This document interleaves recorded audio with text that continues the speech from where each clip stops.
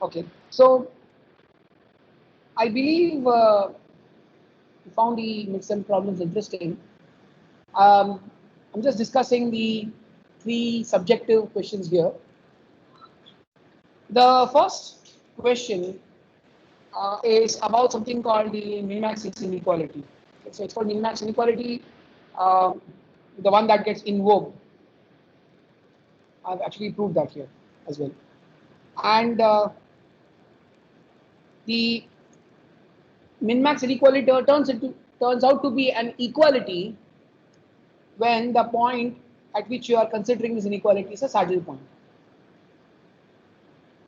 Okay, so this we've done this in the past. Often, when you want to prove some kind of an equality, you should try and show inequality both ways.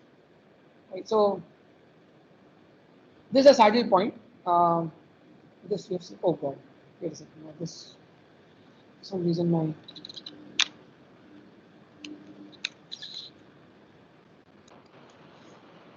I'd like to restart this.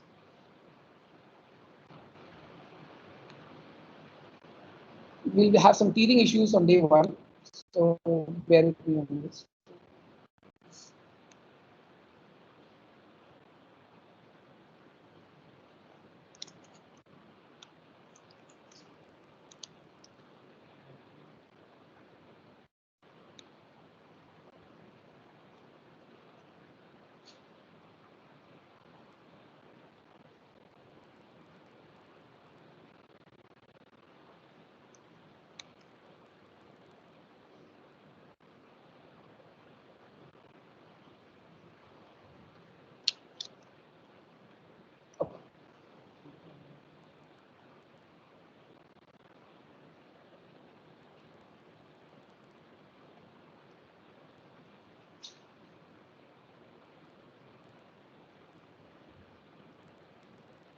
I'm screen sharing it.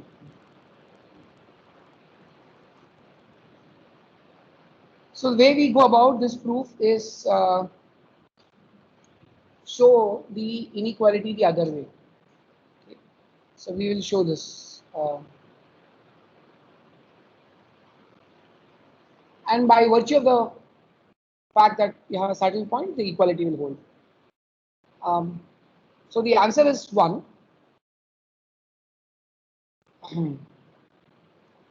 So the inequality the other way is actually quite straightforward. Okay, so you remember when we did the proofs for convergence, right? We often took an upper bound of something that's sitting on the right with a greater than equal to, right? If x is greater than equal to y, or some function f xy is less than equal to gxy, right? Then what do? We basically take, what can we take on the left hand side while still preserving the inequality? Infimum, minimum, right? That should not be a problem at all. And there will be no issues if you take a supremum on the right hand side. Okay, supremum with respect to x or y. Okay, so let's just call this f prime g prime. So that's what I've said here first. It is obvious since infimum over x of fxy is less than equal to fxy, which is less than equal to supremum over y of fxy. So this d prime, which you see here, is nothing but this right hand side.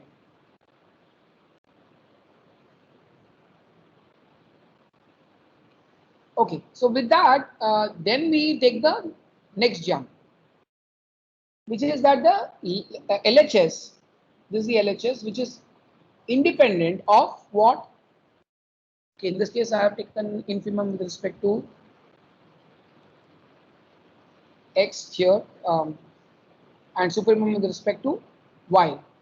So that makes the LHS independent of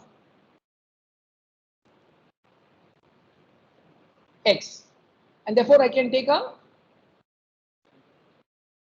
what can I do? If the LHS has become independent of X, what can I do on the RHS? An upper bound. Yeah, please speak. I think there will be no echo. You can try speaking, those who are there remotely. The extreme LHS is independent of X, extreme RHS is independent of Y. So we can maximize the extreme LHS lower bound with respect to, or supremum with respect to Y. And likewise, I can take a infimum. I'm trying to tighten the upper bound, right? Tighten the upper bound by pushing it below and tighten the lower bound by pushing it up. That's exactly what we did here.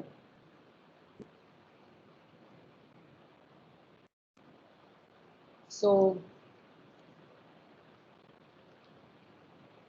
minimize the extreme RHS upper bound with respect to X. Okay, so this gives you, this is the min-max inequality. And from here, the rest should be very simple. We did not even need to assume existence of saddle point. So if you have a saddle point at X bar, Y bar, then I just plug it in and I'm done. So any questions on this first problem? A lot of optimization with deep neural networks is about saddle point optimization. Okay, so we are not necessarily always dealing with global optimum, but local optimum also in the sense of a saddle point, a horse saddle, right? Something's wrong.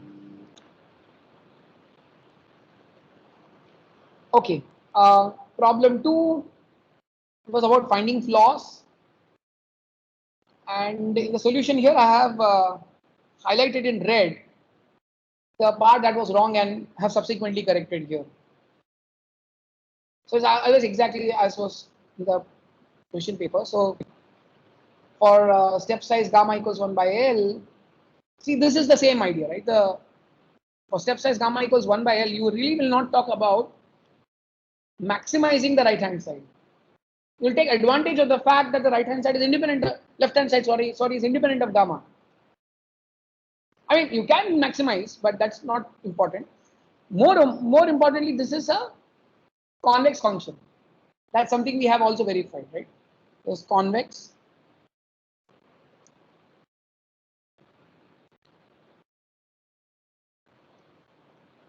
And no fun. I mean, no point basically maximizing RHS upper bound.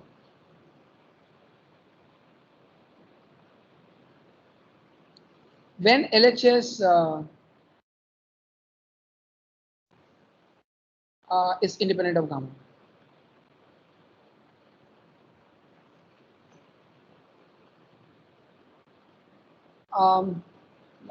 The rest is as before, and then there's one more mistake. I hope most of you caught this mistake. I had put a plus here, there's a minus. It's a very simple algebraic expansion mistake. Okay, I'm invoking convexity with respect to xt and x star. I had reversed these. So again, basic test of your understanding of convexity. Thereafter, somebody had a question. Sorry? Step 11.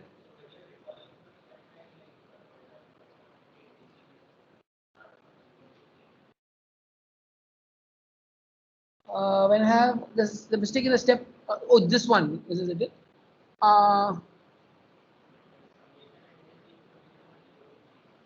This should be 0, right?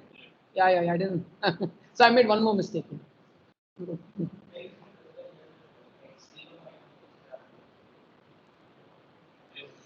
Okay, I think I made this mistake consistently here. Was that was it only here or there as well? I see. Yes. Okay, good that you caught it.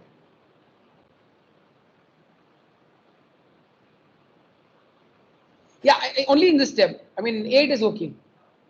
Yeah, I think I made a mistake here. Too many indices. So good. So if you have caught this as well, you're fine. Yeah, thanks for pointing it out. But thereafter, I think everything was correct, except for one step number 15, where so this is what I wanted to test basically. I was not interested in the previous obvious mistake, but I wanted to test you that you understood that it's not just copying this expression as it is from 14 into 15, right? What did we do? We actually brought this entire expression in yellow to the left hand side.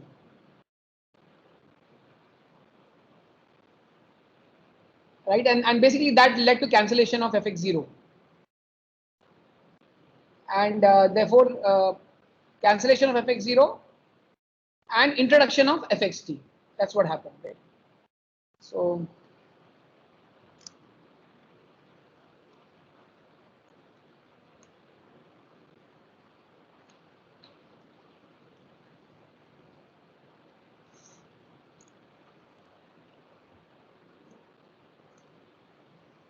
that's it. Okay, then the same mistake persisted in both the cases. So hope you got this correction. Any questions here?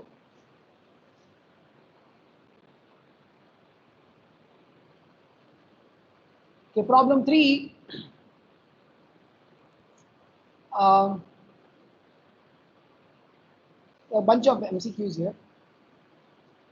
So often we have classification with multiple labels. Okay, so the first departure I had from our original machine learning problem is that we're dealing with multi-label classification, not binary, and not even multi-class. So which means that every example, every document for so document could have labels. Let's say this is an advertisement, right? So advertisement document could be on sports. Yeah, but through sports is probably trying to market some food, right? Right. Boost is a secret of my energy. So boost, and then there's cricket. So you might want to label it as both. It could be multiple, in fact. You could have a hierarchy where you say sports, then cricket, right? T20, IPL, whatever. Right? So it could even have a hierarchy. That will hierarchies lead to multiple labels.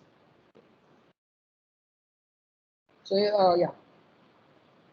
So yes, let's say you have cricket, you have sport, you have T20. So multi-labels can be for different reasons. This is one, this is the other when you have a hierarchy.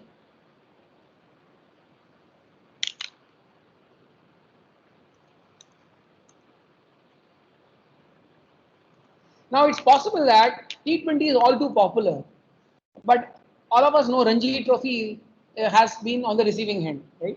I mean, I'm not a big follower of cricket, but I'm aware, right? So let's say there's Ranji Trophy.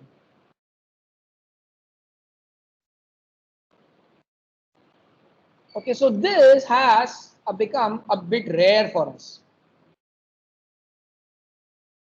Now, what we are trying to do here is treat this as, let's say, privileged.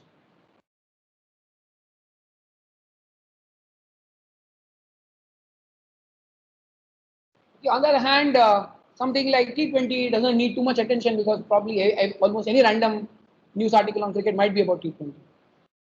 So this could be yeah, privileged, whereas something like T20 might just be non-privileged, NP.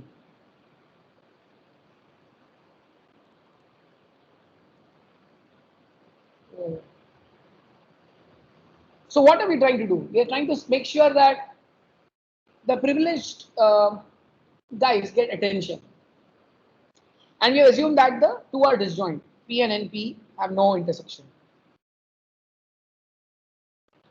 Now, the possibility is that Ranji Trophy gets confused often with some other cricket, maybe 5-day. It's possible because it's so. Um, Going to this example, SIL. So let's say I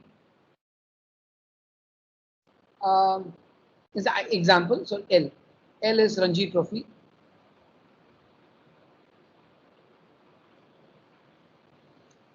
So there could be a bunch of J's which get very confusing for that particular example. I mean, let's say I is let's say the text document goes like this, right? So on the second day,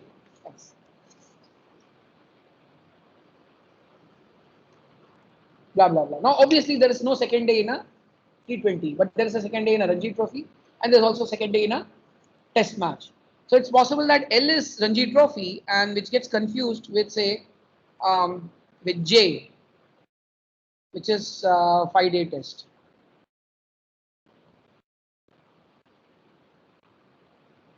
So this is what we are referring to this 5-day test as a confusing and misleading label for that particular example. Second, and as I said, this document is possibly on Ranji Trophy only, right? Of say Saurashtra, Mumbai, whatever. Right? So Saurashtra, Karnataka. I don't know. Mumbai is a team in Ranji Trophy, so I deleted it. Is there a team called Mumbai or this Maharashtra? Okay. That's how privileged Ranji Trophy is. Most of us don't know. Okay, so so that's why it's misleading for that particular instance, IN labeling. So with this, and I've given some other examples, right? I've given another example. This email is not concerning the mathematical aspects of AI, but concerning. So there's a not. Sometimes it's not just because of popularity, but it could be just the use of negations, right? I won't recommend going to this restaurant or watch this movie. So don't. That means makes it negative, but can be confused with positive. So I'll give another example. Okay, so with all of this, we define this function FL, which gets used in a loss. And this is very much like your hinge loss in support vector machines, in case you've done. Right? But it's a summation over all the case which are potentially confusing.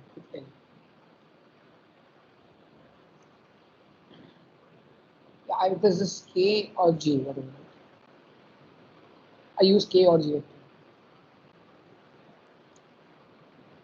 Okay. So what we are trying to do now is doing a min and max. So you can again see its relation to the question number 1, min max. In fact, this is a saddle. This can be shown to have saddle point. We won't do it now, but this is a saddle point optimization problem. So, and we are trying to interpret it.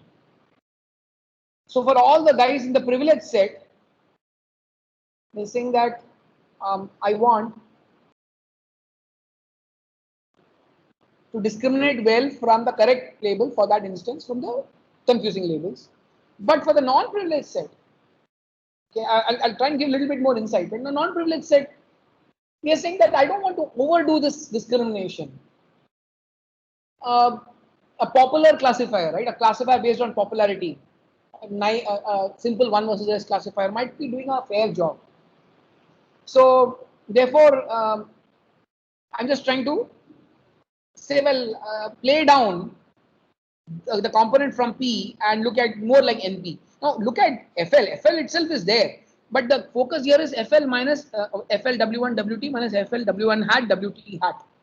That hat makes the difference. So you're trying to match with something, right? How the model performed without any such privilege. That's a prior. Okay, so I have given some more insight here. We can use saddle point optimization for the above and all that. I mean, these are the steps that will turn out to be. In case you're interested, let's see if we get time, we'll revisit this as a use case. Okay, so coming to the interpretation, what are we trying to do? For each example instance, xi, true label L associated with xi. If L is the privileged set, in an average, across all the examples, that the model score should be pushed to be as high as possible relative to the model score for the confusing label scale.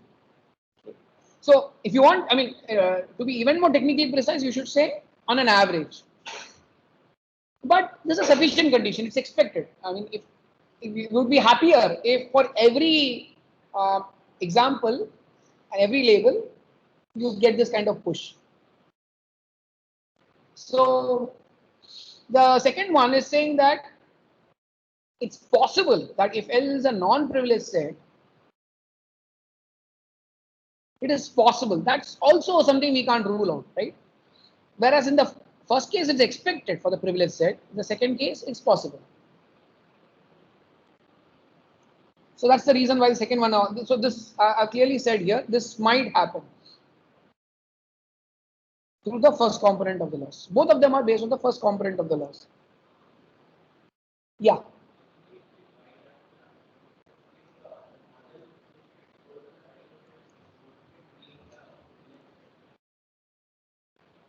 Good point. Okay, so first of all, what's pushing us all here? So this is FL, right? This component. Now look at the second component of the loss. It also has this FL. It's not that it doesn't have it, but it's not directly optimizing that. It's in fact trying to match the FL W1 WT with FL W1 hat WT hat. So there's nothing discouraging the the models on the non-privileged set to match or to discriminate well from the confusing labels. There's nothing discouraging. The emphasis seems to be more on matching it to the prior. Now it's possible that the prior itself is such that it discourages. If you're for example, the output of this model you can use as a prior for another instantiation of this problem.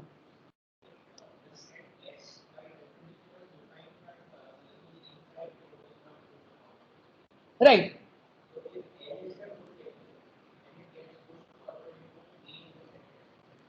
Yeah, but see, this SIL is relative to each I and each L. So you could have an L.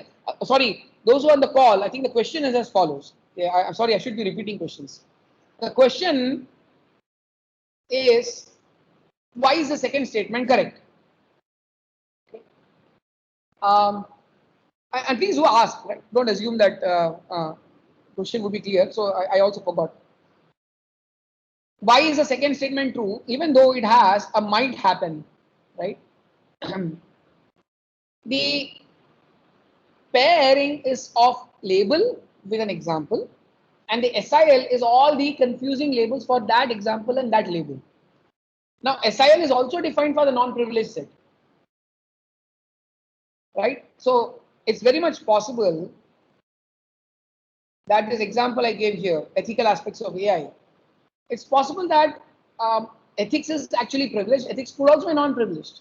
Because in both cases, there's a different SIL. The set SIL will be indexed by the L. It's not indexed by privileged or non-privileged. So it is not that if L gets discouraged, K, a label K gets discouraged for a privileged label, then you won't have that benefit of the non-privileged. Because there's another index SIL for another L in the non-privileged set as well. Is that clear?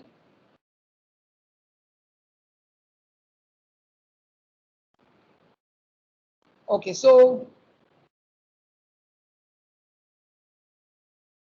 this might happen. Again, I want to repeat, and I don't mind going slow. Please ask me questions.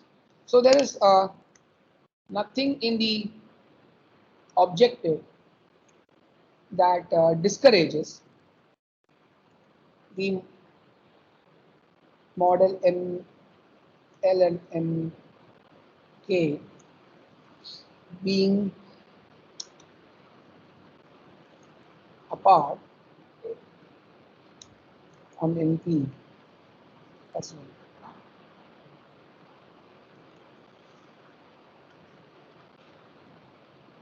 Okay, so any final questions on this? Then we'll move to the next question. The next one. Okay, by the way, the others are red. do I need to explain why they are? Because, for example, for this one is going a bit overboard. For a false label L associated with Xi, not even true label. If L is the privileged set, it's expected that the model score blah blah blah. There's no component of the loss that talks about the false label. It's not expected. And here we are going even further and saying any label. Any label obviously includes false label. So the previous one is wrong, this one is wrong.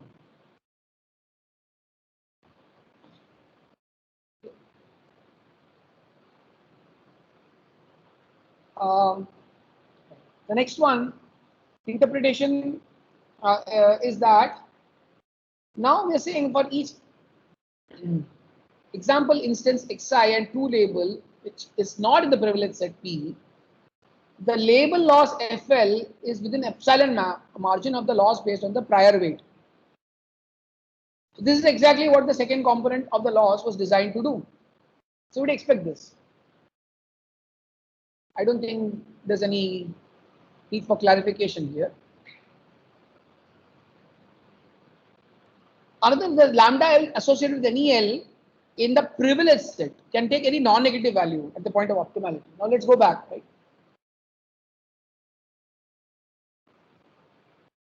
So let's look at this. So the summation, this L, I think this was correct in the question paper, right? It's lambda L.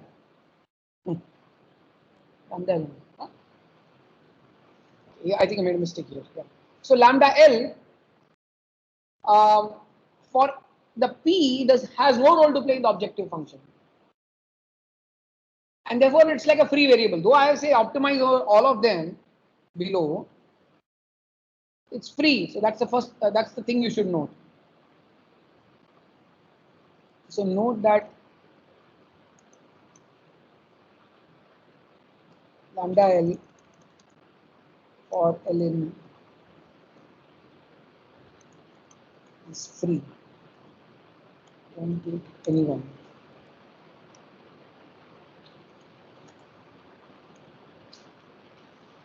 Okay, so that's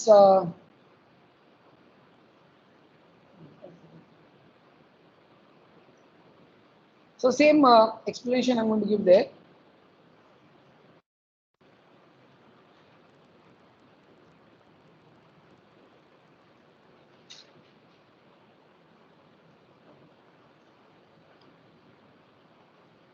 The remaining two statements, if L is the privileged set, it's expected that the label loss FLW on L is within epsilon margin.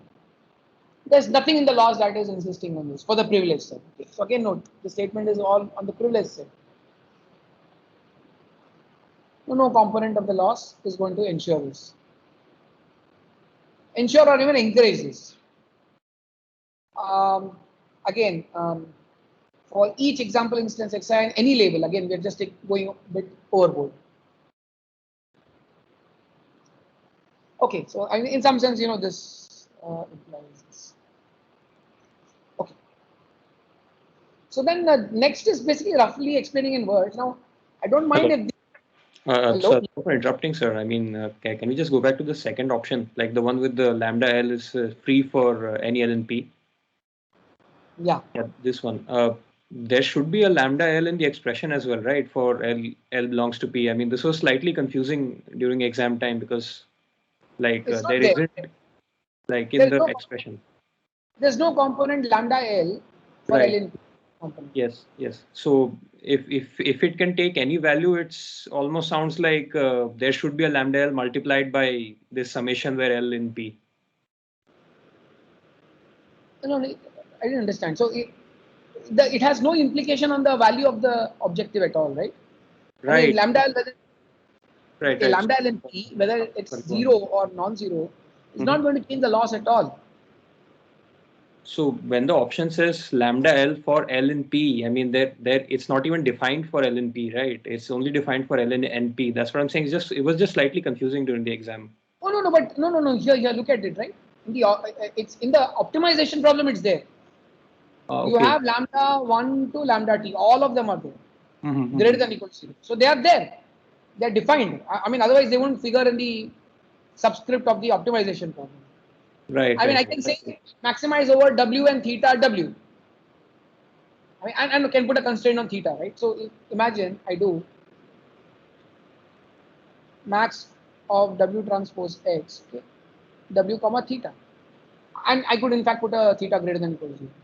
So this is a very well defined problem. Is that right, sir? I got your point. So if I think you're saying basically got confused. Yeah. Because it wasn't figuring in the objective, and that's going to happen very often. You will, in fact, a lot of duality is such that you turn a problem from a primal to dual, and suddenly you'll find in the dual optimization problem some of the original variables are not there at all. That means there's some redundancy, there's some constraint because of which they disappear. It's possible. Is that fine? Got it, sir. Thank you. Thanks. A very valid question.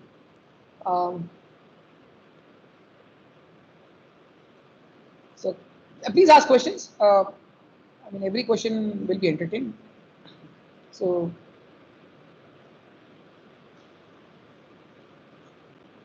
okay, so roughly speaking, the behavior of the optimal parameters could be, I mean, I'll be fine even if you club together explanations from the previous two questions here. So, right, the fact that the lambda L's for L and P have no implication at all on the loss, that means they can take free values. That can be an explanation.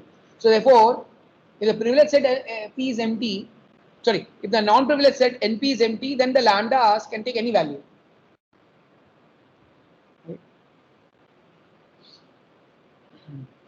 So when the second, when P is empty, the second component of the loss will be ineffective. And what did I say? Sorry, NP is empty. This is NP.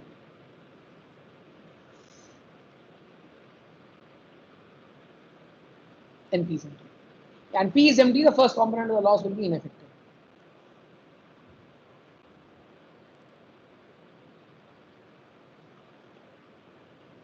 Right, and then the same, basically now if P is empty, then you're only trying to push all the FLs towards the prior.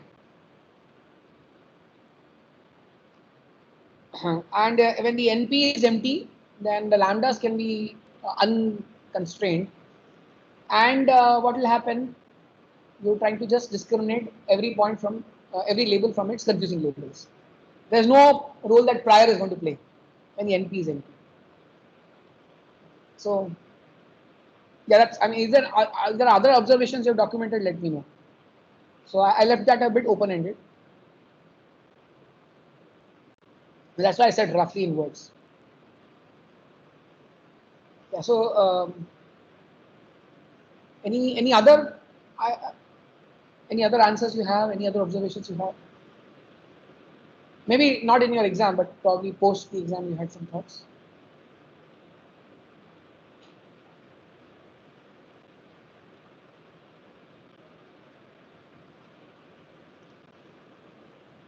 Okay, there are none, then we'll move on. Okay, so for a fixed set of values, lambda 1 to lambda t, so now we are going step by step. We are ignoring the inner optimization subproblem max over blah, blah, blah, max over the lambdas. So what happens to the convexity or strong or strict convexity or even concavity of L? So any thoughts? I mean, I've put this answer here. Oh, did I interchanged it, I think.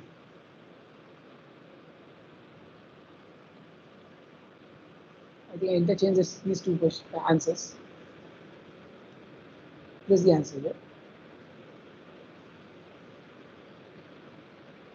Okay, so convexity, strong convexity looks very unlikely, right? And we're looking at max of linear functions. So, it's convex. Is it convex? Now, there's one potential source of confusion. There's a negative associated with some WL. Okay, let me just copy paste this or just produce it again.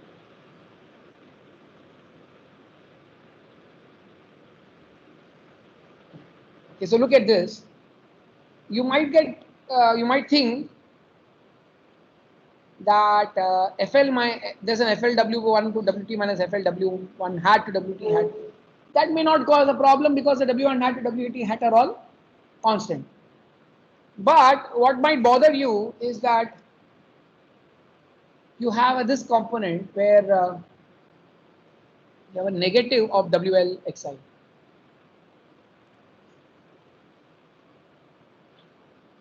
So why is that not a concern? Anyone? So one way to look at this is that if we concatenate all the W vectors to form one long W vector, okay, and then what we can do is it can be thought of as a dot product where we have xi corresponding to wk and minus xi corresponding to wl, and all the others are zeros. So that can be thought of as a dot product between the long W vector and another created vector for x. So that's one suggestion. Somebody else here, thanks for that. Sorry, there's a condition.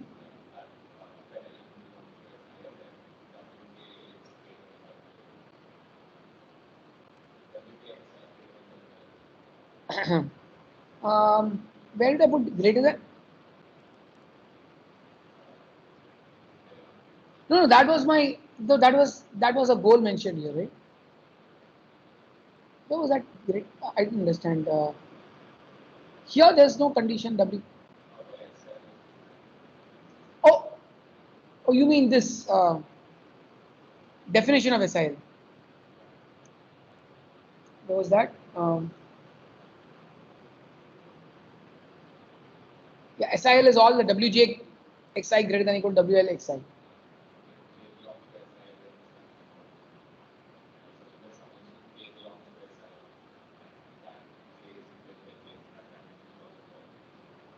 Okay, so there are a couple of observations. So one observation, okay, let's document both of these carefully.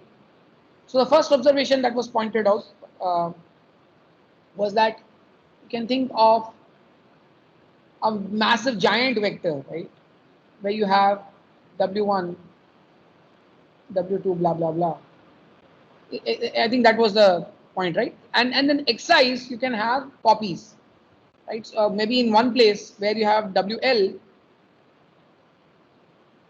you'll have a minus xi, and another place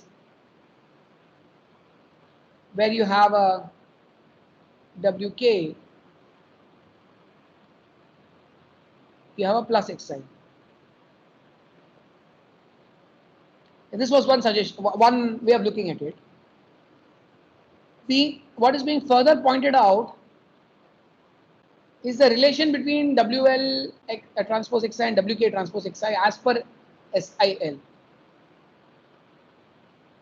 So as per SIL, what do you have? The WL transpose WK transpose, so J is the same as K. K transpose xi minus WL transpose xi is greater than or equal to 0, right? So as per this,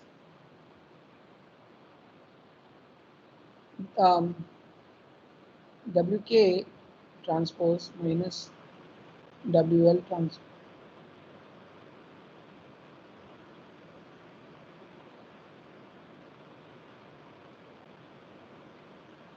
is greater than or equal to 0. I would say this is there, but this is not still too critical for us. We are just dealing with a max of a linear function and 0. So it is not necessary that the linear function cannot needs to have only positive components under WLs. It can have negative components also. It's linear. Is that fine? So that's good, but maybe it's the extra effort for this may not be even required. I think this observation is key. That is just a concatenation of all WIs, or maybe even more simply, as I have put it here.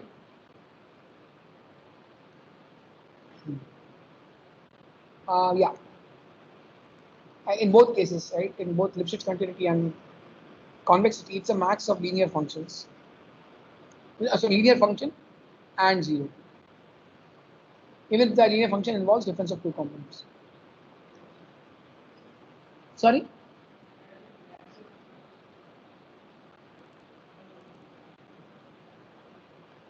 So max of linear functions is always convex.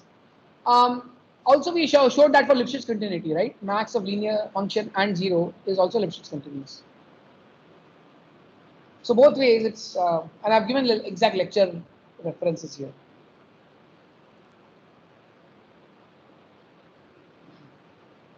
Okay.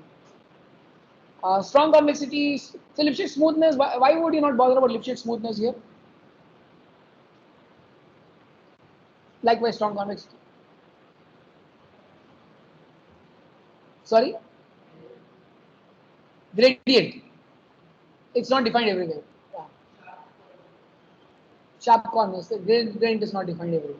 In fact, it's not defined at a large number of, infinite number of, maybe, I don't know if it's countable, but it's certainly infinite number of points. It's not defined at all. Okay. So the gradient is not defined everywhere. Okay, the next and last point is derive the gradient or subgradient. So I've written the expression.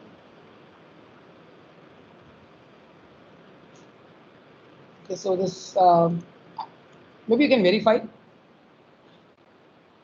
yourself. So it's basically accounting for all L equal to P and L not equal to P. Basically, I had to special case this. The idea is that you don't want equality to hold. That's where you have a problem. So we have put this as strict inequality. WP transpose xi greater than WL transpose xi. And we have defined this index BPL. Where there's a strict inequality. And this is the key. It's okay if you use some other notation, but in spirit, this is what would be expected. Any questions? Any other questions on the Midsem?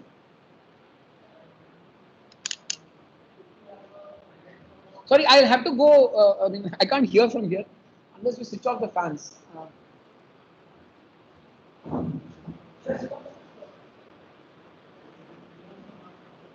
Yeah.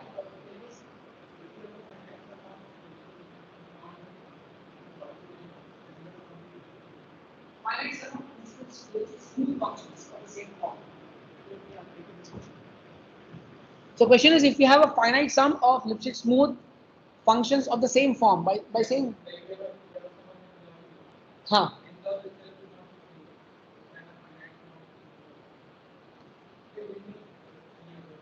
So let's say we have a finite sum of quadratic functions, which are all Lipschitz smooth, right?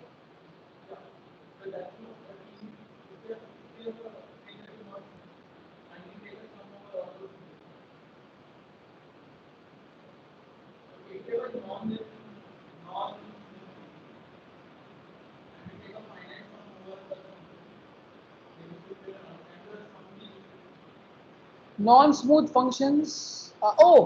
Finite sum of non-smooth functions, can they be Lipschitz smooth? That is possible. I'm not able to think of an example of hand. But they are pathological cases. I mean, ordinarily that won't happen. Now, you have a good point.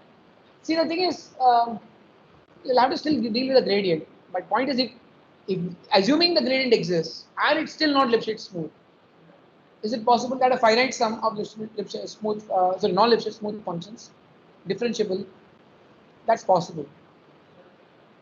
I mean, it could be, it could have something to do with sign cancellations also. So,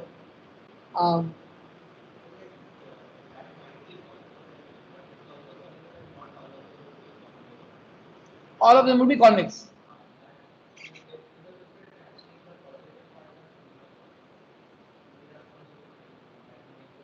Right. So let me just type this question. Otherwise, I think people on the call will not understand. The question is, a finite sum of non-Lipschitz smooth functions can it be Lipschitz smooth? This is one. And the other question was, oh, it was a comment. Your comment was that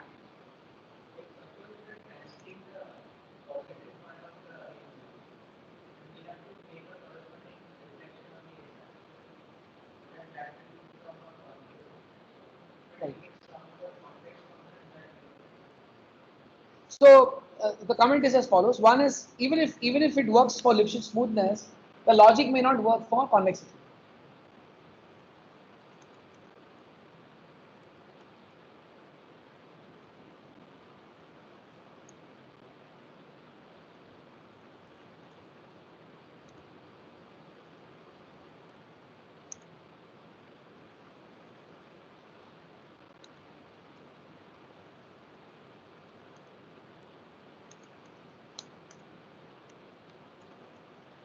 That's the logic, right? Because you may have convexity and concavity.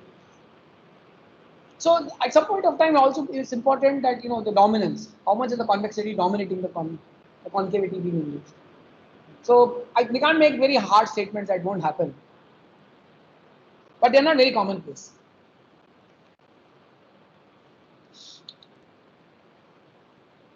Okay, any other question?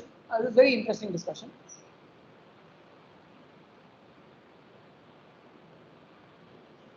Anyone on the call? Or should we move on to the rest of the course?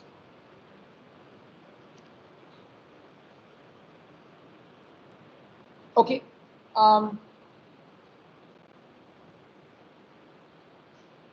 Let me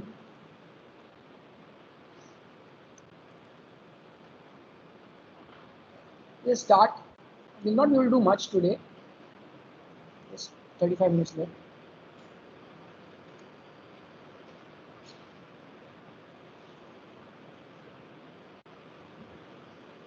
Oh, by the way, do you need me to discuss any of the other objective questions? Anyone needs me to discuss? On code tantra, I have not put them on that PDF. So those on the call can see this new screen, right? I don't know what screen I'm sharing.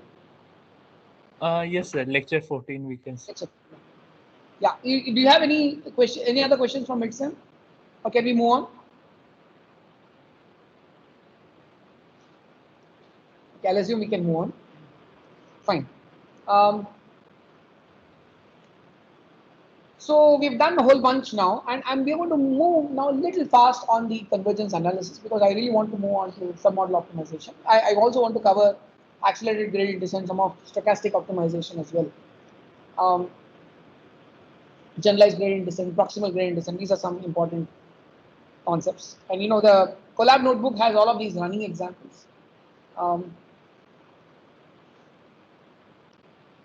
So recall that with smoothness and convexity, we got as far as T being greater than or equal to 1 upon epsilon. Right? To achieve an error of 0.01,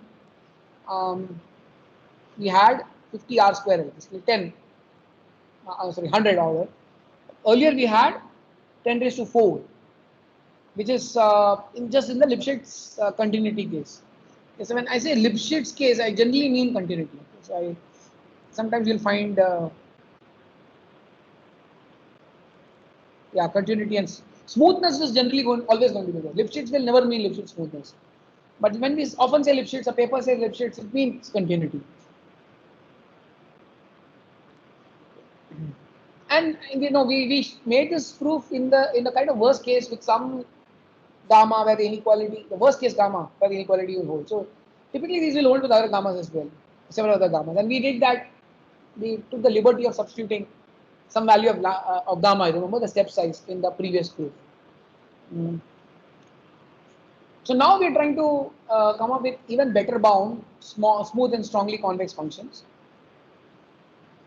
And as I had pointed out in the pre-midsem discussion, what we are doing in the upper bound L on the Lipschitz smoothness in terms of eigenvalues, if you were to deal with, say, quadratic expressions, right, in terms of the Hessian, right? What are we talking about here is in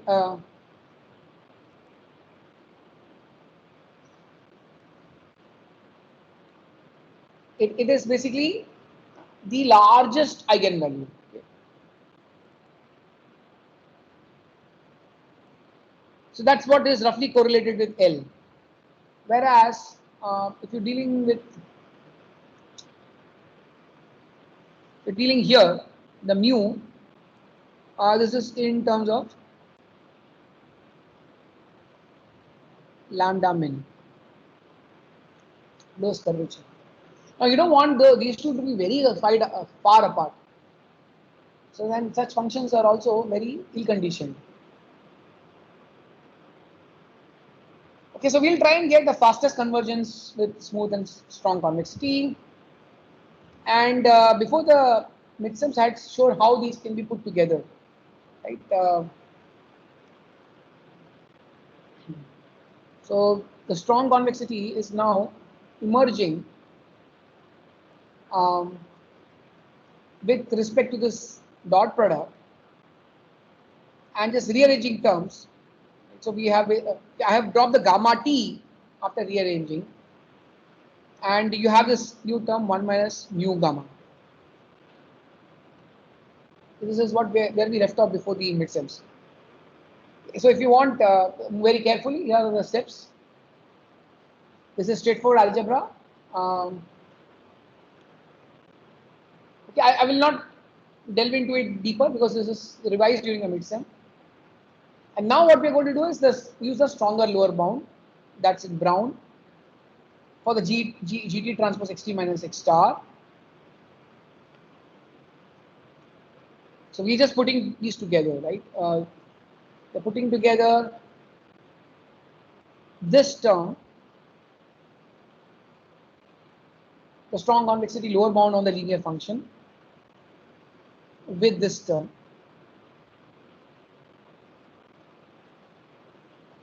And we have also got xt minus f of xt minus x star on the left hand side. So you can put this mu. Basically, we have taken this additional term on the other side, the side of the yellow. Okay, so it's just algebraic manipulation, and that gives you an xt minus x star inequality. So again, xt minus x star has been brought to the left hand side. Okay, so I'm going to focus on one interesting difference or deviation from the previous proof techniques. And the deviation has come because we have this mu gamma term. Okay, so mu is the strong convexity factor and the gamma is the step size. It's the same thing. I've just restated the same thing now on the next slide, just to give continuity. Okay, so the question again I left you with is what to do with mu gamma. Any suggestions at this point? Let's have a discussion around it.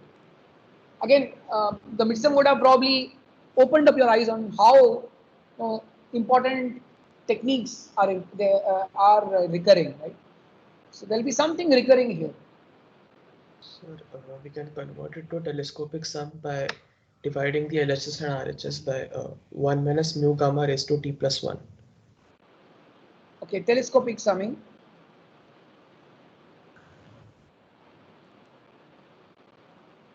By?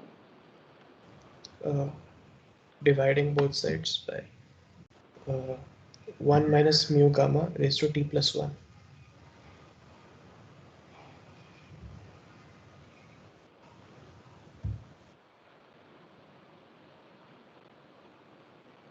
Whole raised to t plus 1. Yes, small t. Any other suggestions? How? Why will this help?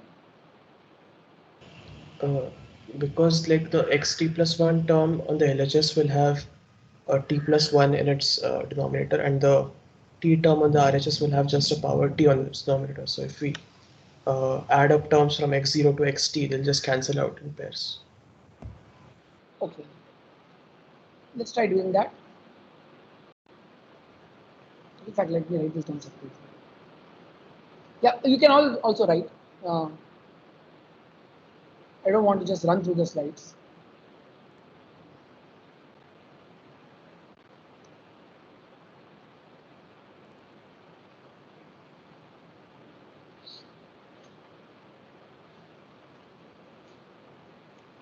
What do you do with this 2 gamma fx star minus fxt? So that'll remain with 1 minus 2 gamma raised to t plus 1, right? Yeah.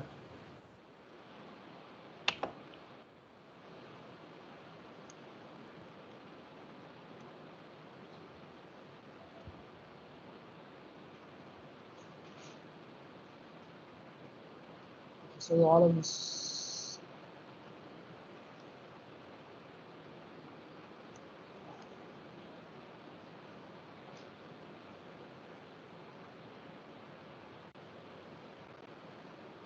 Okay. I think the intent here is to get the same kind of form, recurring form. Yes.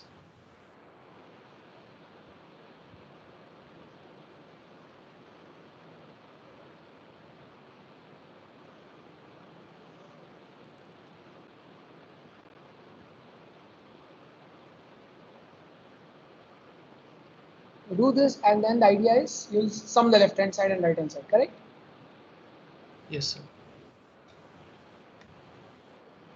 So I should have just said after.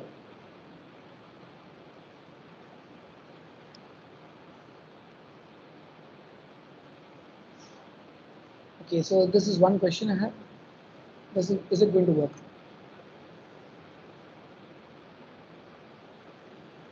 What will be the indices? You have to guide me through this. T equal to 0 to t equal to t minus 1.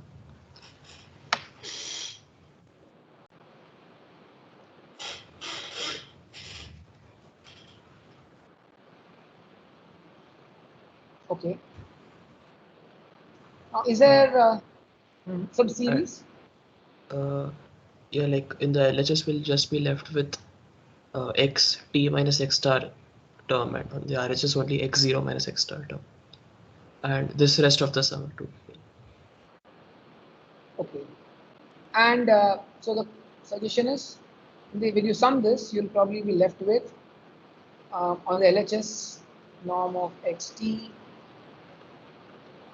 minus x star square divided by 1 minus mu t.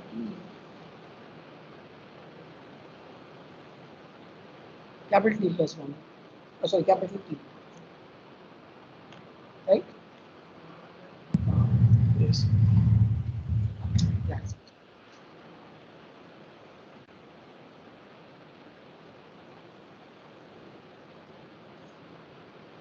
We need to do something about the second summation here. Any suggestions on that? We already have another inequality which involves gt square, so we can substitute from that in one of the previous slides. Okay. So let's just finish this. So x0 minus x star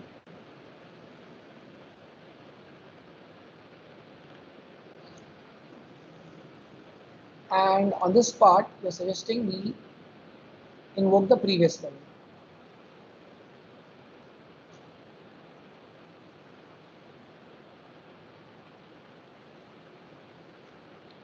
Okay, so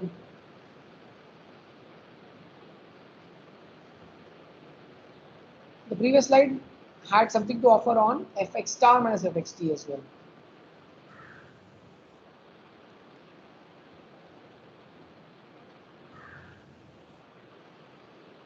You're talking about this fx star minus fxt, this one. One second. Inequality, I mean equality 1, this equation 1. Equation 1. It has gt square. So fx star minus fxt, you don't bother. You're talking about g, this first expression. Yeah. Equality. that will only give you something on norm GT square, but will again involve the xt minus x star and xt plus 1 minus x star, right? All of this baggage will come back. You don't want xt minus x star to haunt you again. So I think for norm GT square we can use the Lipschitzness of the gradient. I mean, gradient is bounded. Yeah, that descent in case of sure descent in case of Smoothness. Lipschitz. Not smoothness, Lipschitz, by Lipschitz continuity, the norm of the gradient will be bounded. Oh, so we are using only smoothness and convexity, strong convexity. Where did continuity come in? There's no continuity so far assumed, right? So are you saying let's bring in the continuity assumption as well? Sir, we could invoke this result, right, which we proved in Lipschitz smoothness, that fxt plus 1 is less than or equal to fxt minus 1 by 2l norm gt square. So we can substitute norm gt square from that. So there is some result we had earlier. The pre-midsem was some result on. In fact, we had a sufficient decrease, right? The Yeah. smoothness gives you sufficient decrease. So from there, so good. That.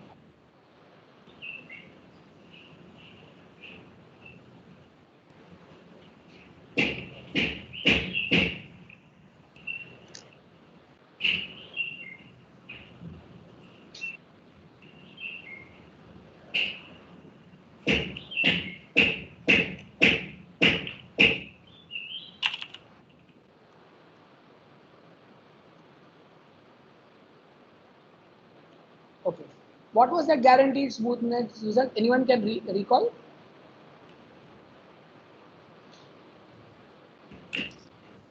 F of xt plus 1 is less than or equal to f of xt minus 1 by 2l norm gt square. Okay.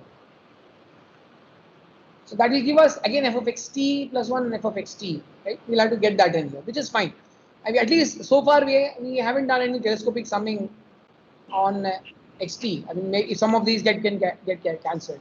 So good. So we seem to be on track. I think this is how we should we should kind of ensure that we have the intuition at every step before we write down various steps. Okay. So yeah. So we have kind of done that almost immediately. It's lecture 30. The previous lecture, we have done that. I brought that up upfront. Now, whatever we are discussing, I just brought it up upfront.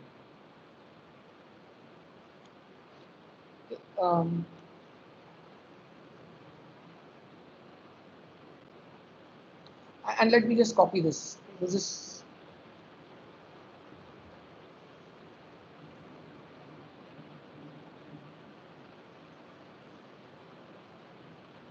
yeah. Tell me now, will it help us?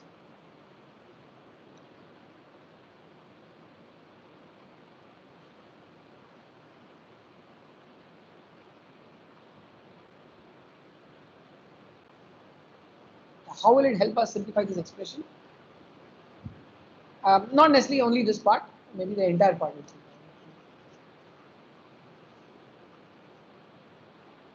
The entire expression. Any suggestions?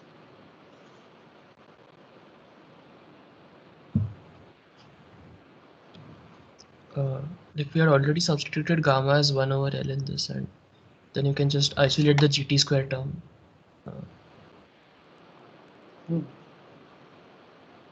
Gamma as 1 over L. Okay, so that you're suggesting gamma as 1 over L. So why one specific value of L? Did we do that already? We had that in Lipschitz. Oh, you're saying to get this inequality?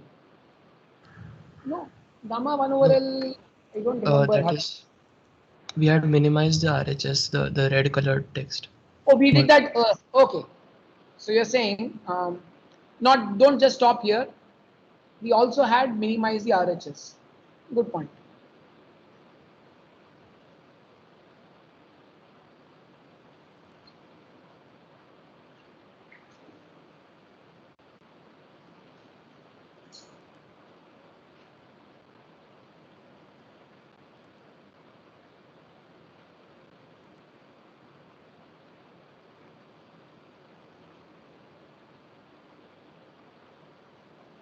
Okay, what did that give us? That gave us some expression independent of gamma, obviously. What was that? Anyone? Sorry?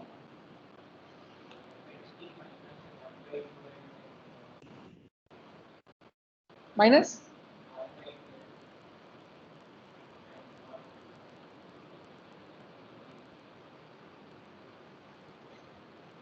Okay. So this had norm GT square, we got in rid of gamma, and then we'll have to substitute this gamma here as well, right? Which is fine, because this inequality held for a worst case gamma. It holds for any other gamma as well. But since it holds for worst case gamma, I can also substitute that worst case gamma. Is that the idea? So this idea is that now substitute.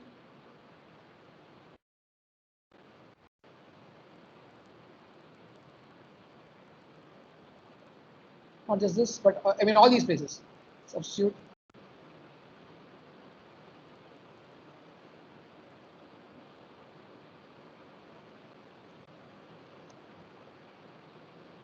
And then do what?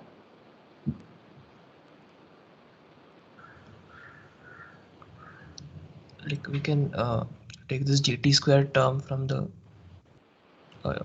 inequality 3 and put it into this blue colored. Okay. Yeah, so something along these lines, yeah. So we also make this one more additional assumption, or not assumption, make this fact, use of this fact that f of x star is less than equal to f of x t plus 1. Okay, so for f of x star, this one, f of x star is less than equal to f of x t. We didn't use that at all so far, right? So that also we can use.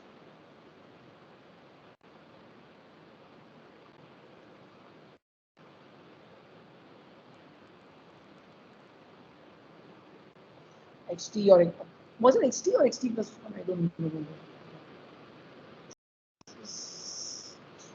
Anyway, this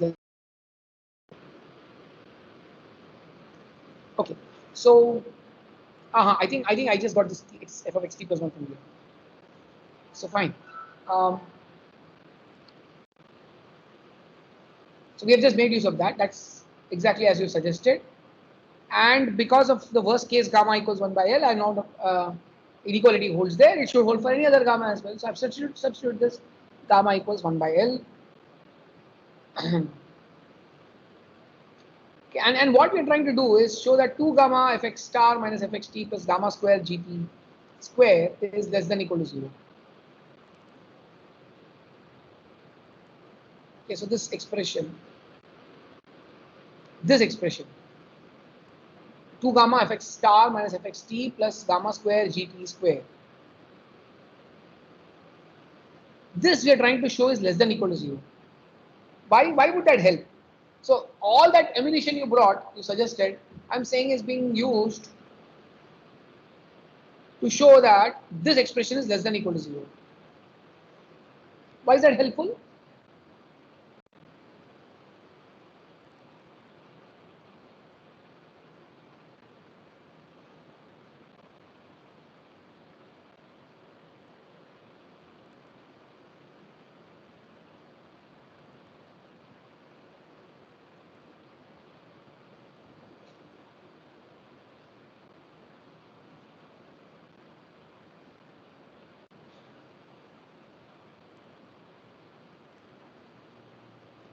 Because this is less than equal to 0, what happens? This entire right hand side is less than equal to xt minus x star square divided by 1 minus mu t square. And now we are showing that xt plus 1 has come closer to x star, but not just closer. I mean, it's closer at a particular rate. See, that's the idea here. So this, so I'm actually going back to the previous slide. Hope you are also making these notes. Please do, right? So that's why we are writing here. Okay, so I'm just going to say, if we can somehow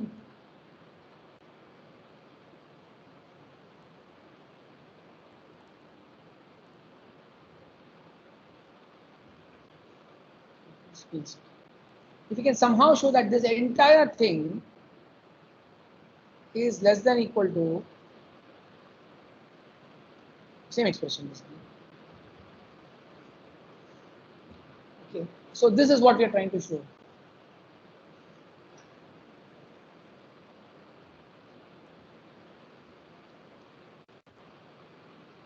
And that for us is very useful.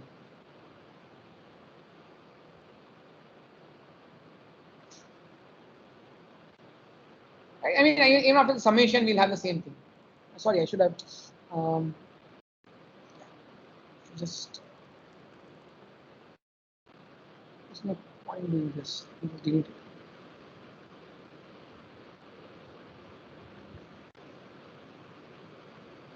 Okay, so this is the key.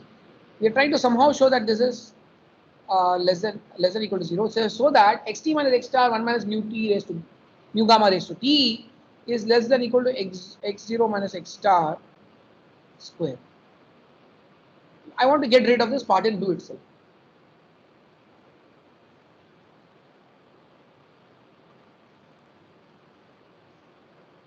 Like this, I mean this part in blue.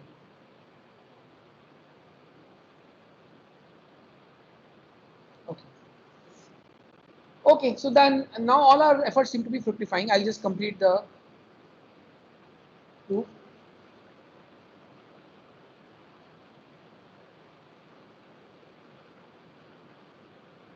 So we have used strong convexity so far.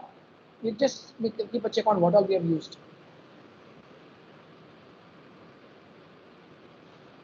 Lipschitz smoothness.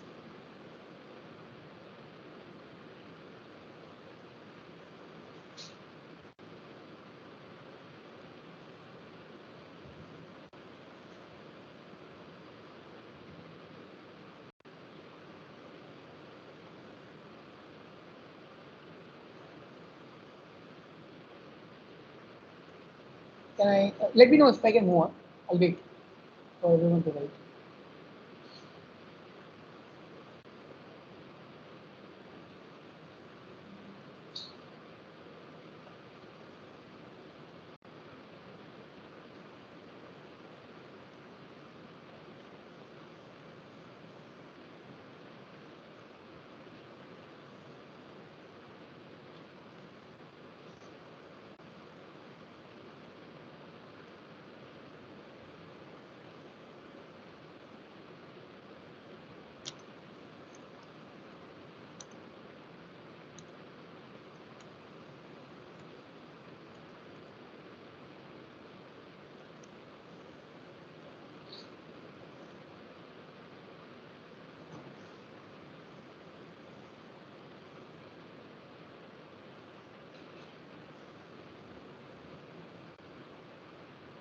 Okay. Can I assume you're all done? To move on. Okay, so that's all. The next few slides we are just proving that this part in blue is less than equal to 0, and that's exactly as per your suggestion.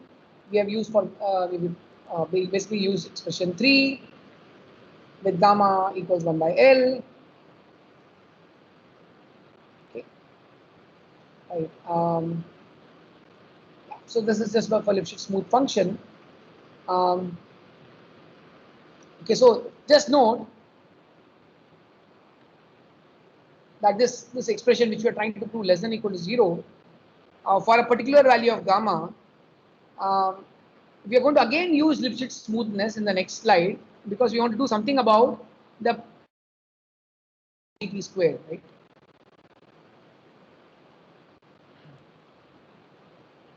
So we are basically now going to pack everything. So that's what you get, minus 1 upon L square norm GT square plus 1 upon L square norm GT square, like you had in this last expression, which is basically equal to 0. This part is less than equal to minus 1 upon L square norm GT square. This part is just 1 upon L square norm GT square. I should have just put this in the same color.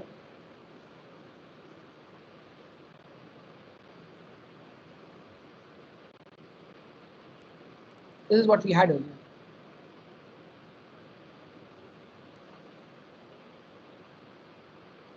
Okay, is this clear? This is basically 0. I mean, I didn't do that, just obviously 0.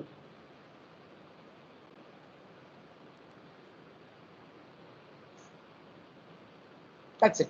That's the proof. Is unfolding this. So packing everything. What have we basically got? Okay, so the two ways of doing it. One is xt plus 1 minus x star, and we had this expression. Right? It's less than or equal to x naught minus x star. But we can also write this in terms of not just final xt, but intermediate steps as well. This is a final step.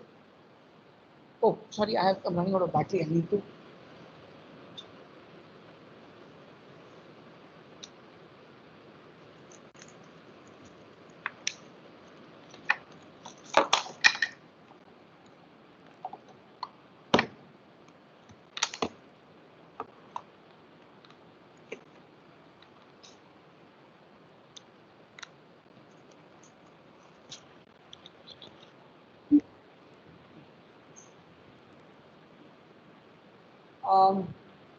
So we are just getting a bit more fine-grained here. So we are also talking about xt plus 1 minus x star square is less than or equal to 1 minus mu by L xt minus x star square. Okay, so it basically holds. So it's at the subsequent steps also you have particular rate of decrease. Now, what is this mu by L? Do you think it can exceed 1? Sorry? I'll have to come there. Yeah. Yeah.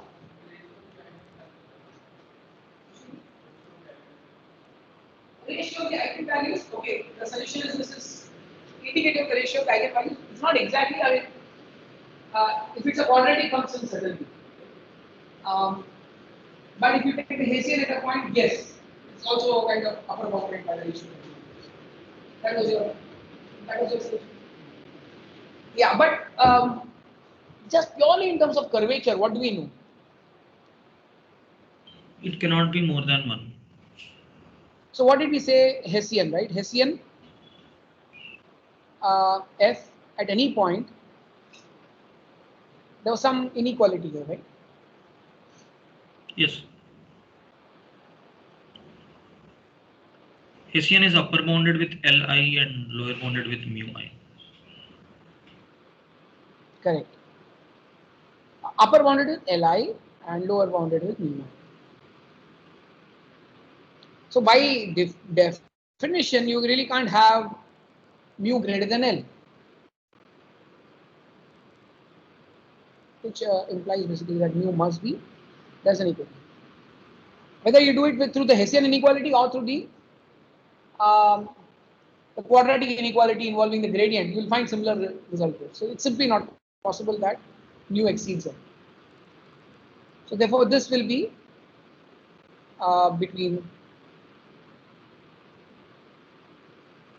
Actually, you can show that it's between the open interval 0.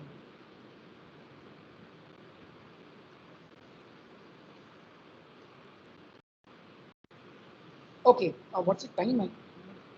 Okay, we just 2-3 minutes. Okay, so we have packed everything together, and that's exactly what we have. I mean, I began with this. You can both are for us equivalent. Okay. So you could have this expression or multiply it.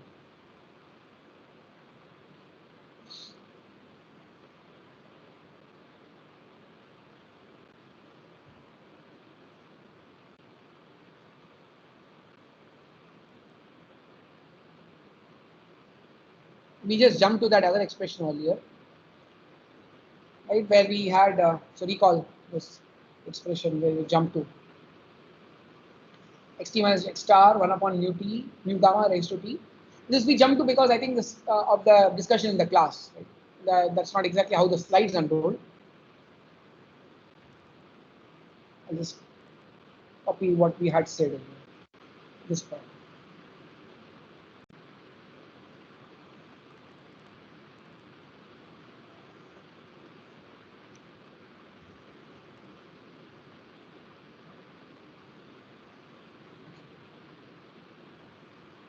The same thing. Oh, sorry, mu gamma. I just one small correction. Mu upon gamma. Mu upon L now. You don't have gamma anymore.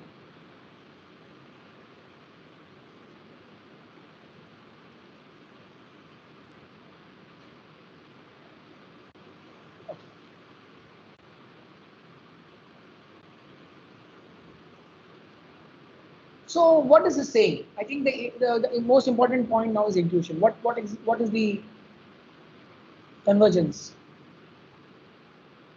compared to what we had earlier? You had this 1 upon epsilon, right? You need time at least order of earlier. We had this.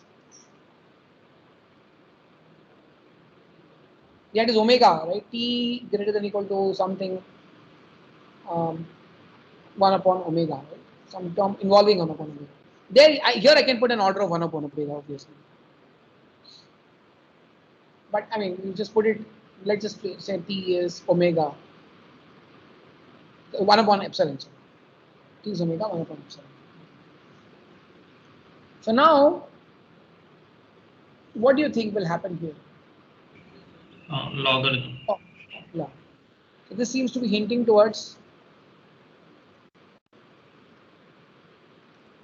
T being log of what? 1 upon epsilon?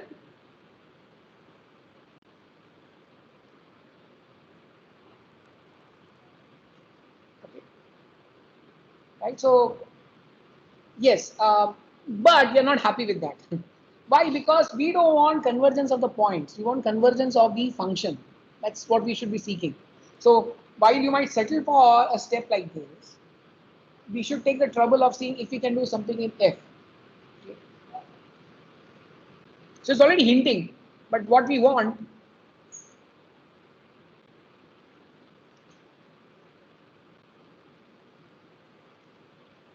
is convergence of xt in F, function value to x star.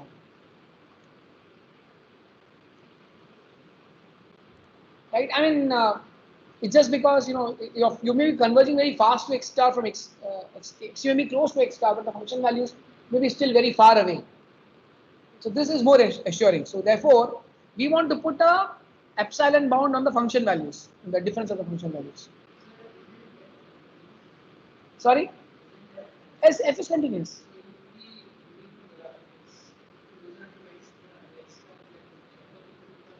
But what is the notion of closeness? See, this will only tell you if I want xt within epsilon of x star, right? Then I have to do too many steps. But then that doesn't ensure that I am within epsilon of the function value. Function value gives you a total assurance that you are close enough. The function could be fluctuate. It may be continuous, but it may be still fluctuating a lot, right? It could be. I mean, sorry. Let me make it minimization. Let's say you're here. Your x star is here, and maybe your xt is very close by. This is very close by xt, but the function values are different significantly. Does that help? So what we want is this. So therefore, we again use one fact which was not used so far. We use smoothness, but you will now use smoothness on this term x star and use the fact that gradient of f of x star is 0. Okay, that's a critical point. That's a necessary condition.